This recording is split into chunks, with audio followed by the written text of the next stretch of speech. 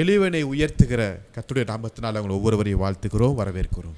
दीन को ऊंचा करने वाला परमेश्वर यीशु मसीह के नाम से आप सबों को हम स्वागत करते हैं. இந்த வார்த்தையின் மூலமாய் கர்த்தர் உங்களை ஒவ்வொருவரையும் ஆசீர்வதிப்பார். इस वचन के द्वारा यहोवा परमेश्वर आप सबों को आशीषित करें. வார்த்தைக்கு நேராய் திரும்புவோம். आइए वचन की ओर ध्यान दें. சங்கீதம் 40வது சங்கீதம் भजन 40वीं अध्याय 17வது வசனத்தை வாசிக்கிறேன். 17वीं आयत को हम पढ़ते हैं. சங்கீதம் 40:17 भजन 40 का 17वीं आयत. நான் சிறுமையும் எளிமையுமானவன், मैं तो दीन और दरिद्र हूँ, கர்த்தரோ என் மேல் நினைவாயிருக்கிறார். तो भी प्रभु मेरी चिंता करता है. தேவரீர் என் துணையும் என்னை விடுவிக்கிறவருமாயிருக்கிறார். तू मेरा सहायक और छुड़ाने वाला है. ஆமென். आमीन. ஹalleluya. हालेलुया. இது யார் எழுதுறார் என்றால் இந்த சங்கீதத்தை इस भजन को कौन लिख रहे हैं? தாவீது எழுதுகிறார். दाऊद ने लिखा है. தாவீது என்ன சொல்கிறார் என்றால், दाऊद क्या कहते हैं? நான் சிறுமையும் எளிமையுமானவன் என்று சொல்லுகிறார். मैं तो दीन और दरिद्र हूँ.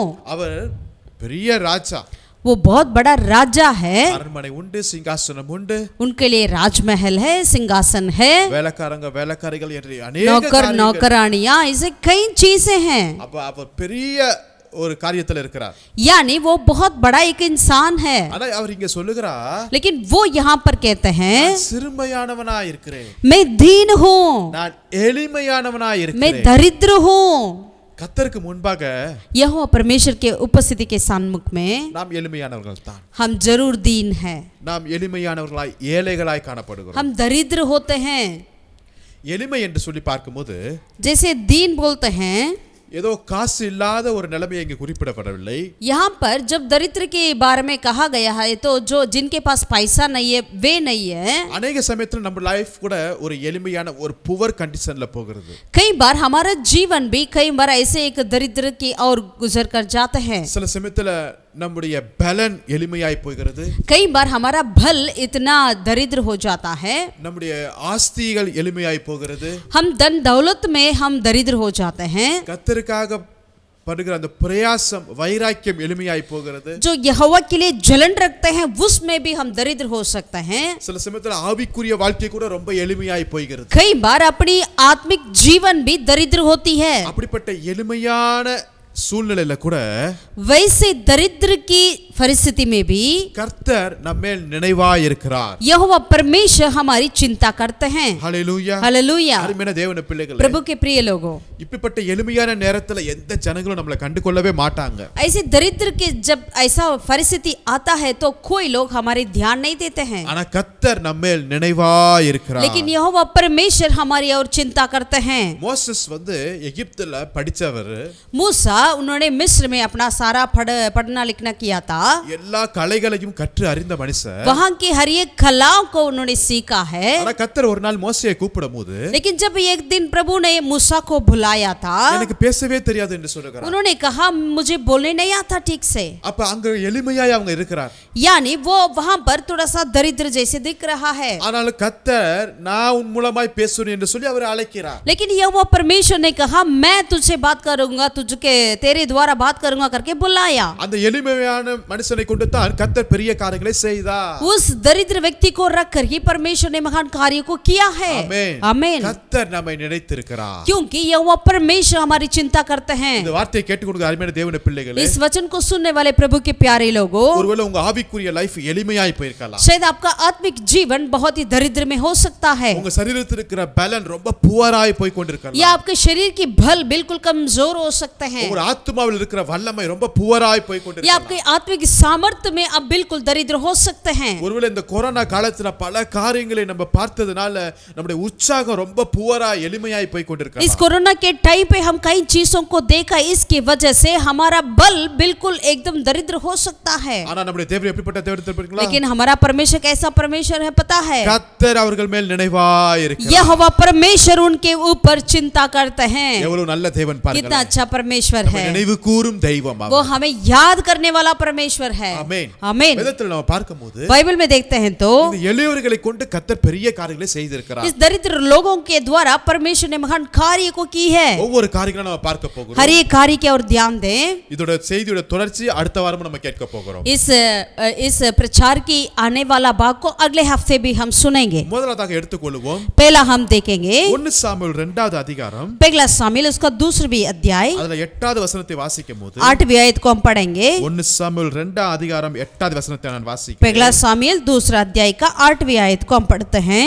அவர் சிறியவனை புழுதிலிருந்து எடுத்து எளியவனை குப்பையிலிருந்து உயர்த்துகிற தேவனாயிருக்கிறார். वह कंगाल को धूल में से उठाता और दरिद्र को कूरे में से निकाल खड़ा करता है। முதலாவதாக கர்த்தர் என்ன செய்கிறார் என்றால் पहला प्रभु क्या करते हैं? இந்த எளியவர்களை அவர் உயர்த்துகிற தேவனாயிருக்கிறார். इन कंगाल लोगों को प्रभु ऊंचा करते हैं। எங்க உயர்த்த போகிறார்? कहां पर ऊंचा करते हैं? பிரபுக்களோடு உட்காரவும் वो प्रभुओं के साथ बिठाने के लिए மகிமையுள்ள சிங்காசனத்தை சுதந்தரிக்கவும் और महिमा भरी सिंहासन पर बिठाने के लिए அவரே உயர்த்துகிறார். यहोवा ही उसे ऊंचा करते हैं। ஹalleluya. हालेलुया। ஆல்ரெடி ஒரு பெரிய மனிதனை உயர்த்துவது என்பது ஒரு பெரிய விஷயம் அல்ல. अगर पहले से ही कोई व्यक्ति इतना बढ़िया है उन्हें ऊंचा करने इतना मुश्किल नहीं है, ஆனா ஒரு எளியவனை, लेकिन एक दरिद्र को, दीन व्यक्ति ஒரு को, சிறியவனை, एक छोटा व्यक्ति को, ஒரு சேற்றில ஒரு குப்பையில இருக்கிற மனிதனை, यानी कूड़े में होने वाला या एक ऐसे जगह पर दीन रहने वाला व्यक्ति को ऊंचा करना, அவர்களை உயர்த்தி சிங்காசனத்துல பிரபுக்களோடு உட்கார வைப்பது என்பது கர்த்தர் செய்கிற செயல் மாத்திரம் தான் இருக்கும். उनको ऊंचा कर कर और अधिपतियों के साथ सिंहासन पर बिठाना केवल यहोवा परमेश्वर ही कर सकते हैं। நீங்க தாவீதுடைய வாழ்க்கையை நீங்க பார்த்தீங்கன்னா यदि आप दाऊद की जीवन को देखते हैं तो அவர் சொல்லுவார், वो कहते हैं என் வாழ்க்கையை கர்த்தர் உயர்த்தி வைத்திருக்கிறார். मेरे जीवन को प्रभु ने ऊंचा किया है। அவருடைய வாழ்க்கையை நம்ம சற்று யோசித்து பார்க்கும்போது उनकी जीवन का दरअसल हम ध्यान देंगे तो அவர் சொல்றாரு, நான் எளியவன், நான் அற்பமானவன் என்று சொல்லுகிறார். दाऊद कहते हैं मैं बिल्कुल दीन हूँ, दरिद्र हूँ।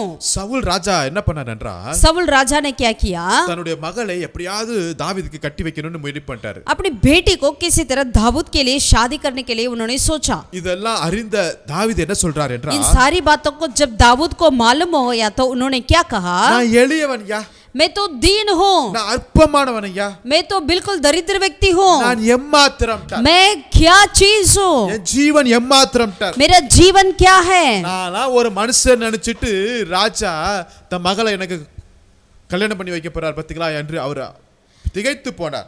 दाऊद ने इस तरह आश्चर्यचकित हो गया, क्या मुझे भी एक इंसान समझकर राजा ने मुझे अपनी बेटी को अपनी शादी में देने के लिए चाहते हैं करके उन्होंने कहा। 1 சாமுவேல் 18 அதிகாரத்துல पहला शामिल उसके 18वीं अध्याय में 22 வசனத்தை வாசிக்கும்போது 22वीं वचन को जब हम पढ़ते हैं, சவுல் சொல்லுகிறாரு, यहाँ पर साबुल कहते हैं 1 சாமுவேல் 18:22 पहला शामिल 18 का 22। பின்பு சவுல் தன் ஊழியக்காரரை பார்த்து, நீங்கள் தாவீதோடு ரகசியமாய் பேசி, இதோ ராஜா உன்மேல் பிரியமாய் இருக்கிறார், அவருடைய ஊழியக்காரர் எப்பொழுதும் உம்மை சிநேகிக்கிறார்கள், இப்பொழுதும் நீ ராஜாவுக்கு மருமகனானால் நலம் என்று சொல்லுங்கள் என்று கற்பித்தார். फिर साबुल ने अपने कर्मचारियों को आज्ञा दी, दाऊद से छिप कर ऐसी बातें करो कि सुन, राजा तुझसे प्रसन्न है और उसके सब कर्मचारी भी तुझसे प्रेम रखते हैं, इसीलिए अब तू राजा का दामाद हो जा। அடுத்த வசனத்துல தாவீது சொல்லுகிறாரு, आगे वचन में दाऊद कहते हैं, நான் ராஜாவுக்கு மருமகனாகிறது லேசான காரியமா? क्या मैं तो निर्धन और तुच्छ मनुष्य हूँ, फिर क्या तुम्हारी दृष्टि में राजा का दामाद होना छोटी बात है? நான் எளியவன் டார், मैं तो दीन हूँ करके उन्होंने क्या कह दिया? அற்பமா எண்ணப்பட்டவன் சொல்லிட்டாருங்க. मैं तो निर्धन और तुच्छ मनुष्य हूँ। இப்படிப்பட்ட எளிய அற்பமான தாவீதை கர்த்தர் உயர்த்தி வைக்கிறார். ऐसे निर्धन और तुच्छ मनुष्य दाऊद को यहोवा परमेश्वर ने ऊंचा किया है। Hallelujah, hallelujah, hallelujah, hallelujah. என் ஜீவன் எம்மாத்திரம்னு சொல்றாருங்க. वो कहते हैं कि मेरा जीवन भी क्या है? இஸ்ரவேலிலே என் தகப்பன் வம்சம் எம்மாத்திரம்னு சொல்றாருங்க. इज़राइल में मेरा पिताजी का वंश क्या है करके वो कहते हैं। இப்படிப்பட்ட மனுஷனை என் தேவன் உயர்த்தி வைக்கிறார். ऐसे व्यक्ति को ही मेरा परमेश्वर ऊंचा करते हैं। ஒருவேளை இப்படிப்பட்ட வார்த்தைகளை நீங்க அடிக்கடி சொல்லி கொண்டே இருக்கலாம். शायद ऐसे शब्दों को आप बार बार कहते क्यों ना हो, என் லைஃப் வேஸ்ட், मेरा जीवन तो बस खत्म है। நான் பிறந்த இடம் புகுந்த இடம் ஒண்ணுமே சரியில்லை जहाँ मैं जन्म हुआ या जहाँ मैंने गया सारा जगह पूरा व्यर्थ है। அப்படின்னு நீங்க ரொம்ப ஏளனமாய் உங்களுடைய காரியத்தை குறித்து நீங்க யோசித்து यदि கொண்டிருக்கலாம். आप अपने बारे में अपने कार्यों को इस तरह सोच रहे हैं क्यों ना हो, ஆனா அப்படிப்பட்ட எளியவனை கர்த்தர் உயர்த்தி வைக்கிறார். लेकिन वैसे व्यक्ति की होगी, वैसे दरिद्र को ही यहोवा परमेश्वर ऊंचा करते हैं। ஒரு வசனத்தை வாசிப்போமா? और एक वचन को पढ़ें। 1 நாளாகமம் 29வது அதிகாரத்துல पहला इतिहास 29வது அதிகாரத்துல 29वीं अध्याय में அதுல 28வது வசனத்தை நான் வாசிக்கிறேன். 28वीं आयत को हम पढ़ना चाहते हैं। 1 நாளாகமம் 29ல 28ல पहला इतिहास 29 में उसका 28 को हम पढ़ेंगे। தாவீதை குறித்து இப்படி எழுதப்பட்டிருக்கிறது. दाऊद के बारे में इस तरह यहाँ पर लिखा है, அவன் தீர்க்காசையும் ஐஸ்வர்யமும் மகிமையும் உள்ளவனுமாய் இருந்தான். ஹalleluya. हालेलुया। அவனை குறித்து எப்படி அழகாக எழுதப்பட்டிருக்கு பாருங்க. அவருடைய முடிவை பாருங்களேன், எவ்வளவு ஆச்சரியமா இருக்கிறது. यहाँ पर देखेंगे उनका दाऊद के प्रति ये वचन में क्या लिखा गया है। அவன் தீர்க்காசையும் ஐஸ்வர்யமும் மகிமையும் அவன் வாழ்க்கையில நிறைந்து காணப்பட்டது. दाऊद के जीवन में क्या क्या चीजें थी करके वचन कहती है कि वह पूरे बुढ़ापे की अवस्था में दीर्घायु होकर और धन और वैभव मनमाना भोग कर मर गया। 1 சாமுவேல் நம்ம பார்த்தோம், நான் எளியவன், நான் எம்மாத்திரம், என் ஜீவன் எம்மாத்திரம் அப்படின்னு சொன்னாரு. पहला सामुएल ने उन्होंने कहा मैं तो बहुत दरिद्र हूँ, दीन हूँ, मैं क्या चीज हूँ करके वो कहा। கர்த்தர் அவனை உயர்த்தி வைத்திருக்கிறார். लेकिन यह वो परमेश्वर उसे ऊंचा किया है। ஐஸ்வர்யம் அவன்கிட்ட இருந்துச்சு, उनके पास ऐश्वर्य था, மகிமை இருந்தது, महिमा था, கனத்தினால, वैभव था, ஆஸ்தினால आस्ति था। கர்த்தர் அவனை நிரப்பி உயர்த்தி வைத்தார். यह वो परमेश्वर उनको भर भर कर आशीषित किया हुआ था। இப்படிப்பட்ட ஆசீர்வாதத்தை தேவன் நிச்சயமா நம்மளுக்கு வாழ்க்கையில தருவாருங்க. ऐसे आशीष को यह परमेश्वर जरूर आपके जीवन में भी देंगे। அவருடைய ஸ்டார்டிங் தொடக்கத்துல பார்க்கும்போது அவன்கிட்ட மணியே இல்ல சொல்லப்போனா. जरूर उनके जीवन की शुरुआत को देखा जाए उनके पास कुछ भी पैसे नहीं थे। அவன் எம்மாத்திரமா இருக்கிறான். वो ऐसा एक तुच्छ मनुष्य था। ஆனா அவருடைய லைஃப்ல எண்டிங்க நீங்க பார்க்கும்போது लेकिन उनकी जीवन की एंड को देखते हैं तो அவருடைய வாழ்க்கை ஐஸ்வர்யமும் மகிமையும் கனமும் நிறைந்ததாய் இருந்தது. उनका जीवन में ऐश्वर्य और वैभव और धन सब कुछ मनमाना होकर रहा था। ஒருவேளை உங்க லைஃப்ல शायद आपके जीवन में भी, நீங்க வேலை செய்யற இடத்துல आपकी जगह नौकरी करते हैं उस जगह में நீங்க ரொம்ப எளிமையா இருக்கலாம். आप बहुत ही दरिद्र हो सकते हैं। அந்த தொடக்கம் ரொம்ப அற்பமா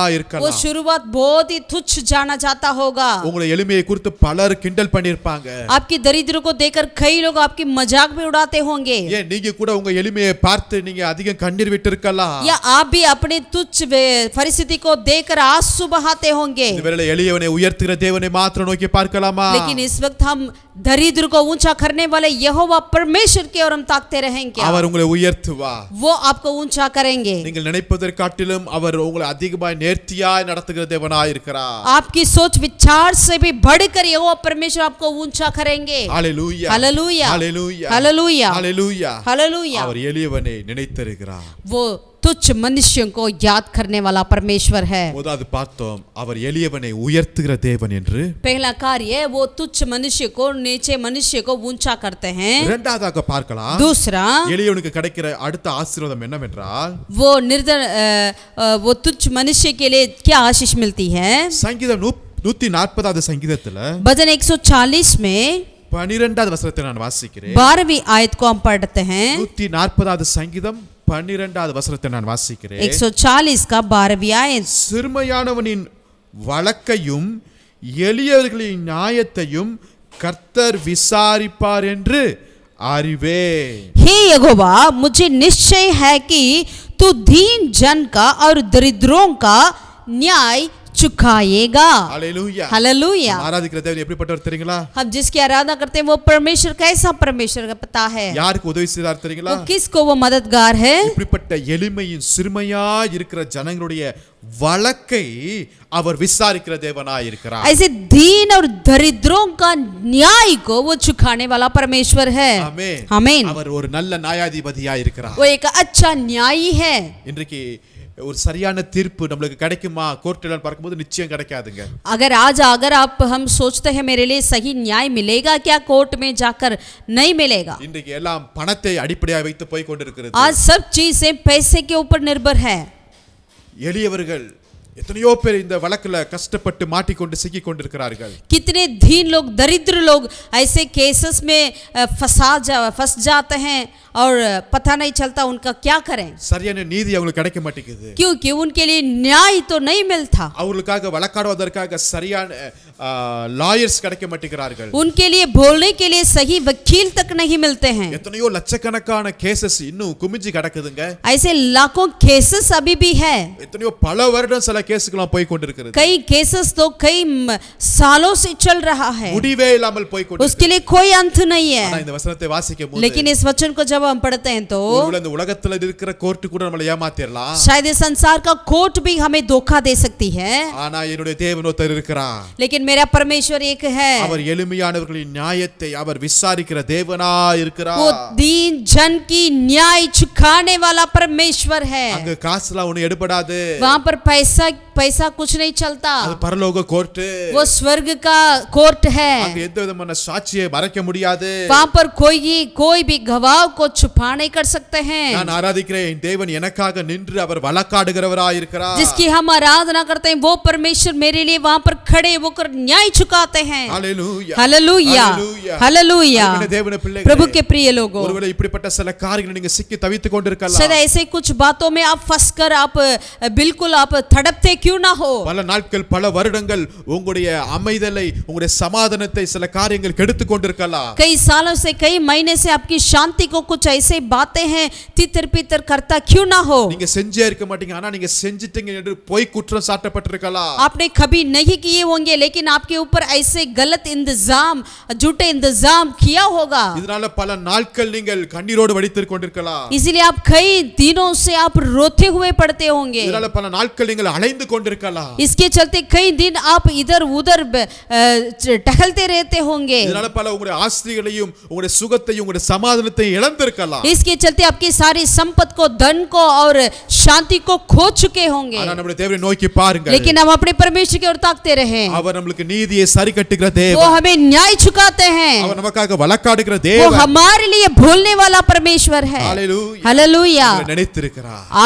आपको याद किए உங்களை हैं, நினைத்திருக்கிறார். आपको याद किए हैं. காத்திருங்கள். आप इंतजार करें ஏற்ற நேரத்துல उचित समय पर. கர்த்தர் உங்களை உயர்த்தது மாத்திரமல்ல, यो परमेश्वर आपको काली ऊंचा नहीं, உங்களுடைய வாழ்க்கையில வேண்டிய தேவையான நீதியை சரி கட்டுகிற தேவனாய் இருக்கிறார். आपके जीवन की जो न्याय को भी प्रभु चुकाएंगे. உங்களுக்கு எதிராய் நின்றவர்கள், உங்கள் மேல பொய் குற்றம் சாட்டுவர்களுக்கு முன்பாக கர்த்தர் உங்களை உயர்த்துகிற தேவனாய் இருக்கிறார். आपके ऊपर झूठे इंतजाम लगाए हुए लोगों के सामने आपको ऊंचा करेंगे. நீங்கள் இழந்த எல்லாவற்றையும் மீண்டும் இரட்டிப்பாய் பெற போகிறீர்கள். जो कुछ आपने खो चुके थे उनको 2 गुना वापस प्रभु लौटा देंगे. ஹalleluya, हालेलूया, ஹalleluya, हालेलूया. வசனம் சொல்லுகிறது. वचन में लिखा है சங்கீதம் 119வது சங்கீதத்துல भजन 119 में 154வது வசனத்தை வாசிக்கும்போது, उसमें 154 को जब हम पढ़ते हैं, எனக்காக நீர் வழக்காடி என்னை மீட்டுக் கொள்ளு.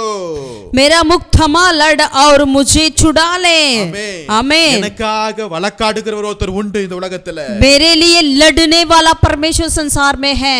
அது நான் ஆராதிக்கிற தேவன் ஒருவர் மாத்திரமே. वो केवल जिसकी हम आराधना करते हैं वो परमेश्वर ही मेरे लिए लड़ते हैं. இன்னொரு வசனத்தை வாசிப்போம். और एक वचन को भी हम पढ़ेंगे. சங்கீதம் 9வது சங்கீதத்துல भजन 9 की ओर पलटें. 4வது வசனத்தை வாசிக்கும்போது, उसका वचन 4 को हम पढ़ेंगे. சங்கீதம் 9:4ல, भजन 9 का 4. நீர் என் நியாயத்தையும் என் வழக்கையும் தீர்த்து நீதி உள்ள நியாயாதிபதியாய் சிங்காசனத்தின் மேல் வீற்றிருக்கிறீர். வசனம் சொல்லுகிறது அற்புதமாய். क्योंकि तूने मेरा न्याय और मुख थमा चुकाएगा.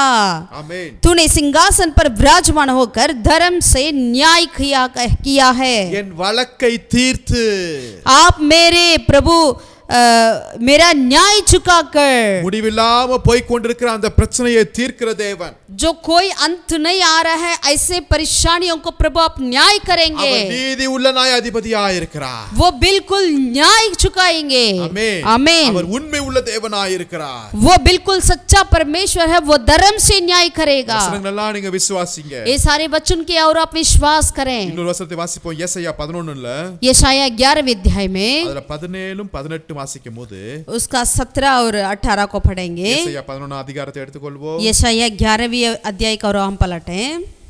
ஏசாயா 41 அதிகாரத்துல 21 வசனத்தை வாசிக்கும்போது यशायाह नबी 41 का 21 को जब हम पढ़ते हैं, உங்கள் வழக்கை கொண்டு வாருங்கள் என்று கர்த்தர் சொல்லுகிறார். अपना मुख थमा लड़ो.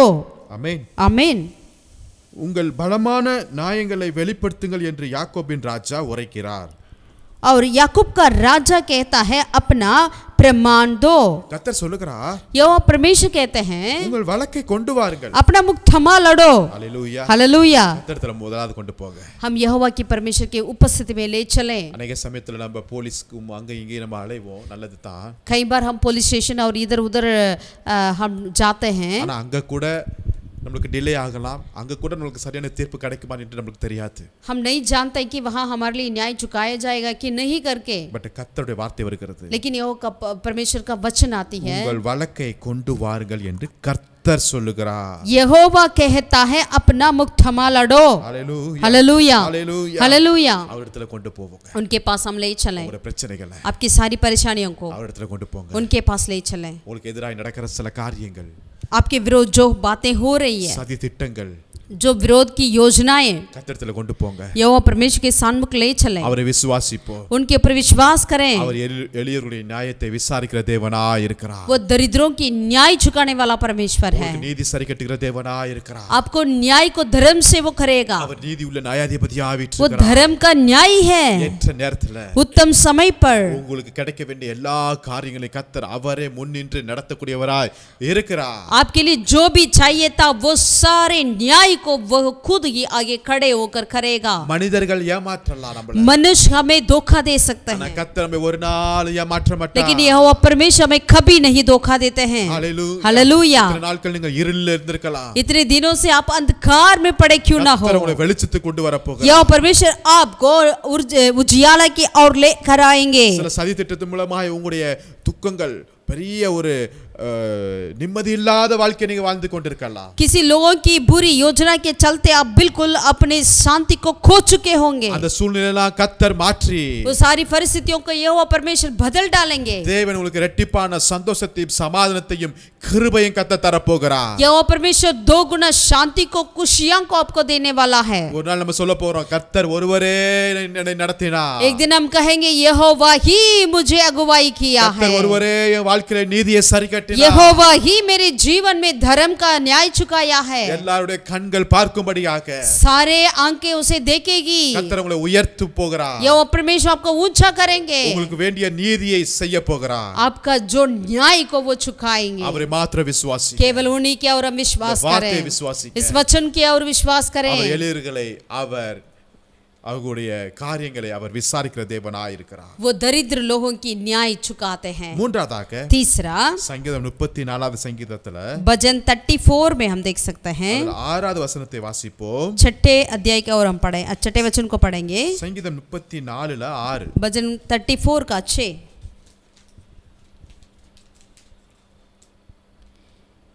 इस 3 जन ने पुकारा तब यहोवा ने मुझे इस 3 जन ने पुकारा तब यहोवा ने सुन लिया.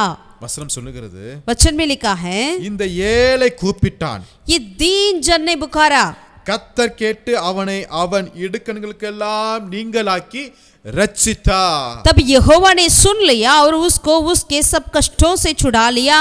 கர்த்தருடைய தூதன் அவருக்கு பயந்தவர்களை சூழ பாளையம் இறங்கி அவர்களை விடுவிக்கிறார். यहोवा का डर भयों के चारों और उसका दूध छावनी किए हुए उनकी बचाता है. இந்த ஏழை கூப்பிட்டார். ये दीन ने पुकारा.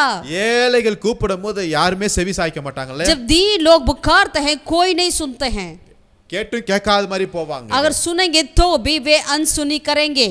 ஆனா கர்த்தர் கேட்கிறார். लेकिन यहोवा परमेश्वर सुनते हैं. ஹalleluya. हालेलुया. ஹalleluya. हालेलुया. சர்வ வல்லமுள்ள தேவன் सर्वशक्तिमान परमेश्वर ने அவர் ஒரு ஏழையின் சத்தத்தை கேட்கிறதுக்கு அவருடைய செவிகள் திறந்தவனமா இருக்கிறது. वो एक दीन व्यक्ति की आवाज को सुनने के लिए उनकी कानों ने खुला है. அவர் வெறும் ஏழைகளோட சத்தத்தை கூப்பிடுதலை கேட்கிறது மாத்திரமல்ல, वो सिर्फ उस दीन व्यक्ति की आवाज को सुनने वाला ही नहीं, கேட்டு அவனே அவன் இடுக்கண்களுக்கு எல்லாம் நீங்களாக்கி ரட்சிக்கிற தேவனுமாய் இருக்கிறார். और सुनकर उनकी सारे कष्टों से उनको छुड़ा छुड़ा लेता है। அநேக சமயத்துல நம்ம ஏழை எளியருடைய சத்தத்தை கேட்போம், ஆனா அவங்களுக்கு அந்த பிரச்சனையில இருந்து விடுதலை வாங்கி தர மாட்டோம் நம்ம. कई बार हम दीन लोगों की आवाज को तो सुनते हैं लेकिन उनको उन परेशानियों से बाहर तो नहीं निकाल पाते हैं। கேட்டுட்டு கேட்காத மாதிரி போயிடுவோம். और सुनकर अनसुनी करके हम चले जाएंगे। ஆனா நம்முடைய தேவன் எப்படிப்பட்டவர் என்றால், लेकिन हमारा परमेश्वर कैसा है? கேட்பது மாத்திரமல்ல, सिर्फ सुनने वाला परमेश्वर नहीं, அவங்களுக்கு வேண்டிய விடுதலையும் அங்க கொடுக்கிறார். उनके लिए जो एक उद्धार की जरूरत है उस उद्धार को भी वहां पर देने वाला परमेश्वर है। அவங்களை நீங்களாக்கி அவங்களை ரட்சிக்கிற தேவனாய் இருக்கிறார். सारे कष्टों से उनको आजाद करते हैं। आमीन आमीन हालेलुया. हालेलुया। இது ஒரு ரிஸ்கான காரியம் தானே. ये जरूर एक बहुत बड़ा मुश्किल काम है, அதனால தான் நம்ம பார்த்துட்டு அப்படியே போயிட்டே இருப்போம். इसलिए हम देखते हैं लेकिन अंधे की जैसे चले जाएंगे।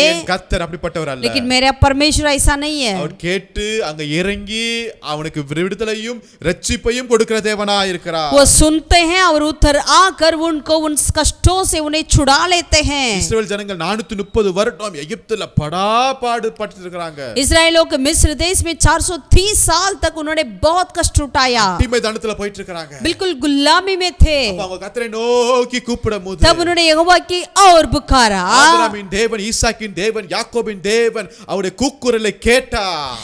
अब्राहम का परमेश्वर, इसहाक का परमेश्वर, याकूब का परमेश्वर उनकी आवाजों को सुना है, அவருடைய அழுகையின் சத்தத்தை கேட்டார். उनकी रोने की आवाजों को सुना है। நாம் ஆராதிக்கிற தேவன் அவர் ஜீவனுள்ள தேவன். जिसकी हम आराधना करते हैं वो जीवित परमेश्वर அவர் है, கேட்கிற தேவன். वो सुनने वाला परमेश्वर है। ஏழையுடைய சத்தத்தை கேட்கிறார். इस दरिद्र की आवाज को वो सुनते हैं। ஆபத்து நாளில் என்னை நோக்கி கூப்பிடு, நான் உனக்கு விடுதலை தருவேன் என்று சொல்லுகிறார். संकट के समय मेरे और पुकारो, मैं तुझे छुड़ाऊंगा करके वो कहते हैं। ஹalleluya हालेलुया ஹalleluya हालेलुया। இன்னைக்கு பணக்காரருடைய சத்தத்தை கேட்கிறதுக்கு நிறைய பேர் இருக்காங்க. आज धनी लोगों की आवाज को सुनने के लिए कई लोग हैं, ஆனா ஏழையின் சத்தத்தை கேட்கிறதுக்கு யாருமே ரெடி இல்ல. लेकिन दरिद्रों की आवाज को सुनने के लिए कोई तैयार नहीं है। அவங்களை நசுக்கிறதுக்கு தான் இன்னைக்கு சமுதாயம் ரெடியா இருக்கிறது.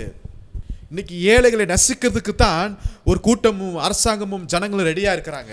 आज उन दरिद्रों को दबाने के लिए ये सरकार क्यों ना हो, लोगों क्यों ना हो, एक झुंड तैयार हमेशा रहती है। ஆனா என் தேவன் அவர்களை விடுவிக்கும்படியாய் அவர் தயாராக இருக்கிறார். लेकिन मेरा परमेश्वर उन्हें आजाद करने के लिए तैयार रहते हैं। 430 வருடத்தின் சங்கடத்தை, அந்த கஷ்டமான காரியத்திலிருந்து தேவன் அவர்களுக்கு விடுதலை தந்தார். 430 सालों की उस बहुत बड़ी कष्ट से, उन नष्ट से यहोवा परमेश्वर ने उन लोगों को उस समय में छुड़ाया है। 430 வருஷம் என்பது ஒரு பெரிய பிக் டைமா இருக்குது. லாங் 430 साल जो है बहुत ही लंबा समय है। ஒருவேளை நம்ம உங்களுடைய வாழ்க்கையில படுகிற இந்த கஷ்டங்கள் ரொம்ப பெரிய கஷ்டமாய் பல நாட்கள் பல வருடமா இருந்தாலும், शायद आपके जीवन में जो कष्ट आप उठा रहे हैं कई सालों से, कई दिनों से, या बहुत ही लंबा समय क्यों ना हो, கர்த்தரை நோக்கி நீங்க கூப்பிடுங்க. लेकिन अभी आप परमेश्वर की ओर पुकारिए। கர்த்தர் உங்கள் சத்தத்தை கேட்டு यहोवा परमेश्वर आपकी आवाज को सुनेंगे। எல்லா இடுக்கணிலிருந்து அவர் நீங்களாக்கி விடுவித்து ரட்சிக்கிற தேவனாய் இருக்கிறார். आपके सारे कष्टों से आपको आजाद करेंगे। Hallelujah hallelujah hallelujah hallelujah hallelujah hallelujah. எளியவர்கள் சத்தத்தை கேட்டு அவர்களுக்கு விடுதலை தருகிறார். दरिद्रों की आवाज को सुनकर उन्हें आजाद करने वाला परमेश्वर है। 2 ராஜாக்கள்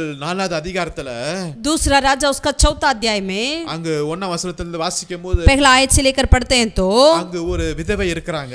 यहाँ पर एक विधवा है, புருஷன் இறந்து போயிட்டாரு.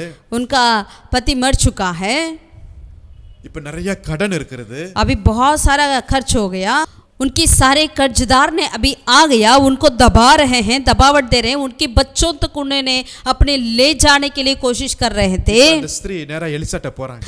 अभी ये विधवा ने एलिशा नबी के पास गई, சூழ்நிலைலாம் சொல்றாங்க. अपनी सारी परिस्थिति को बताई। எலிசா கேக்குறாரு, एलिशा नबी ने पूछा, நான் உனக்கு என்ன செய்யணும்? मुझे क्या करना है, உங்க வீட்ல என்ன இருக்குன்னு கேக்குறாரு. तेरे घर पे क्या है। அந்த அம்மா சொன்னுச்சு, எங்க வீட்ல ஒரு குடம் எண்ணெயை தவிர வேற எதுவுமே இல்ல. वो विधवा ने इस तरह कही कि मेरे पास बस एक गड़े में तेल के अलावा और कुछ नहीं है। அந்த அம்மா எதை ரொம்ப அதிகமா சொல்றாங்க பாருங்களேன். वो माँ क्या बातों को बढ़ा करके कह रही है, ஒரு குடம் எண்ணெய் இல்லாமல் உமது அடியாரின் வீட்டுல வேற எதுவுமே இல்லைங்கன்ட்டார். एक घड़े की तेल के अलावा तेरे घर पे और कुछ नहीं करके वो कह रही है। எலிசா என்ன கேக்குறாரு? एलिशा नबी ने क्या मांगा, உங்க வீட்ல என்ன இருக்குன்னு தான் கேட்டார். तेरे घर पे क्या है करके ही पूछा। அதோட ஆன்சர் என்ன வரணும்? इसका उत्तर क्या आना चाहिए, ஒரு குடம் எண்ணெய் இருக்கு, அவ்வளவுதான்.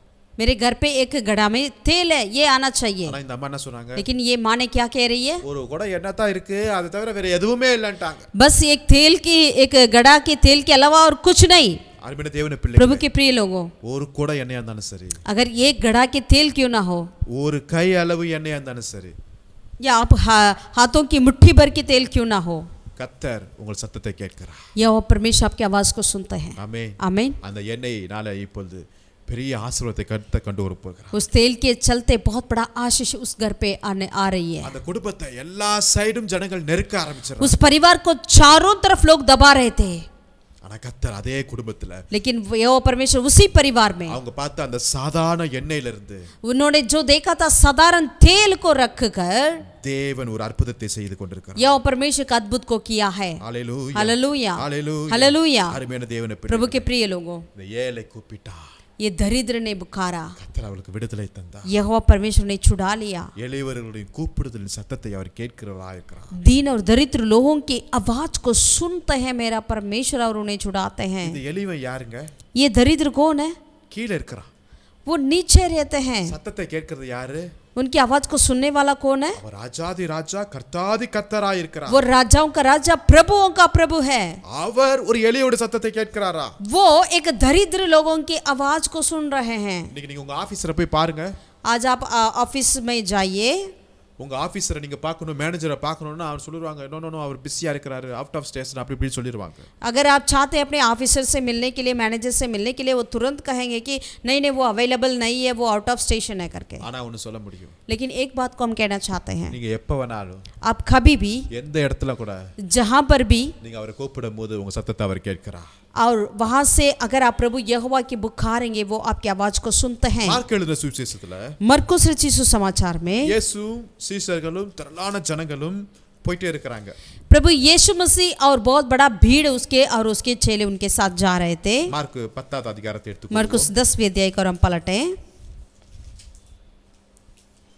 அதுல 46ஆம் வசனத்திலிருந்து வாசிப்போம். 46 से लेकर हम पढ़ते हैं। பின்பு அவர்கள் எரிகோவுக்கு வந்தார்கள். அவரும் அவருடைய சீஷர்களும் திரளான ஜனங்களும் எரிகோவை விட்டு புறப்படுகிற போது தீமவியின் மகனாகிய பர்த்திமெயி என்கிற ஒரு குருடன் வழி அருகே உட்கார்ந்து பிச்சை கேட்டுக் கொண்டிருந்தான். वे यरीहो में आए और जब वह और उसके चेले और एक बड़ी भीड़ यरीहो में निकलती थी, तब तिमाई का पुत्र परतिमाई एक अंधा भिखारी सड़क के किनारे बैठा था। Hallelujah, hallelujah. எளியவர்கள் சத்தத்தை கேட்கிற தேவன் நம்முடைய தேவன். हमारा परमेश्वर दरिद्रों की आवाजों को सुनने वाला परमेश्वर है। இப்போ ஒரு திரள் கூட்டம் அப்படியே போயிட்டே இருக்காங்க. अब एक बहुत बड़ा भीड़ जा रही है।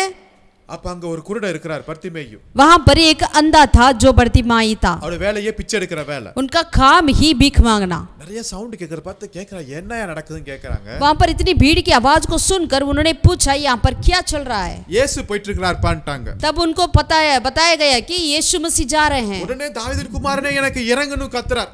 तुरंत उन्होंने पुकारा, है दाऊद की संतान मुझ पर दया कर। ஏழை கூப்பிட்டான் சத்தத்தை கர்த்தர் கேட்கிறார். दरिद्र की आवाजों को प्रभु सुनते हैं। இந்த ஏழை கூப்பிடுறான். यहाँ पर ये दरिद्र पुकार रहा है। ஜனங்கள் என்ன பண்றாங்க? सारे लोग क्या करते थे? அவனை பார்த்து டேய் வாயை மூடுறா, ए तू चुप हो जा करके डांट रहे थे। பேசாத, तू बोलना नहीं, அதட்டுறாங்க. उन्हें डांट रहे थे। இவன் அப்படியே உட்கார்ந்துட்டான் அமைதியா. इन्होंने चुपचाप बैठ गया क्या? முன்னிலும் அதிகமா சத்தமிட்டு கூப்பிடாரு. पिछले से और ज्यादा उन्होंने आवाज करने लगा। ஹalleluya, हालेलुया। கூப்பிடுங்க அவரை நோக்கி. उनकी और आप पुकारें। நெருக்கம் வரலாம், आपकी दबाव तो आ सकती है, ஜனங்க உங்களை நெருக்குவாங்க. लोग आपको दबा सकते हैं, இன்னும் அதிக சத்தத்தோடு கூப்பிடுங்க. लेकिन और ज्यादा आप पुकारने लगे। போய் கொண்டிருந்த இயேசு அப்படியே நிற்கிறார்.